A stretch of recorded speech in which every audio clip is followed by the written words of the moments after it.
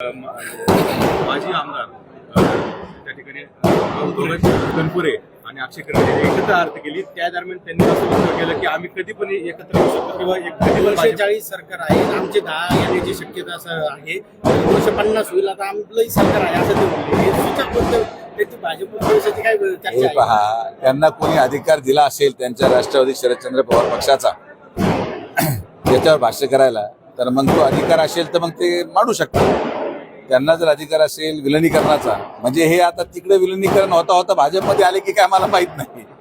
म्हणजे अगोदर तिकडे विलिनीकरण करायचं होतं, तिकडून काय व्हायना, आता ते भाजप समवेत विलिनीकरण करायचा अधिकार त्यांनी तनपुरेंना दिलाय का असा माझा प्रश्न आहे. कुठेतरी हे सगळं राहुरी पोटनिवडणुकीच्या अनुषंगाने चाललंय का? नाही, आता काय कोणाला काय वाटलं, कोण भावनेच्या भरात भाषणामध्ये काय बोललं हे आपण कसं सांगू शकतो.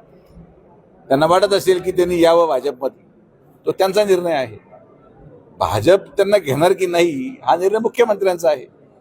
तर ज्याला यावंशी वाटतंय त्यांनी त्याची इच्छा व्यक्त केली, त्याला घ्यायचं का नाही हा निर्णय घेणारा मुख्यमंत्र्यांचा अधिकार. मुख्यमंत्री पाहतील आणि ठरवतील काय करायचं काय नाही. पण जिल्ह्यात तुम्हाला विचारल्याशिवाय तसं होणार नाही. अरे मला कोण विचारू राहिलं बाबा, मला इथं चहा सुद्धा कोणी विचारणार, मला पक्षप्रवेश कोण विचारून करणार आहे.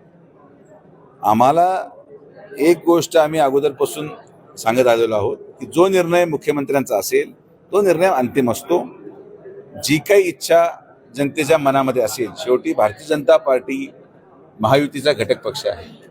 महायुतीमध्ये ती जागा भारतीय जनता पार्टीची आहे. त्यामुळे भारतीय जनता पार्टीच्या जागा लढवणार या बाबतीत कुठलीही शंका नाही.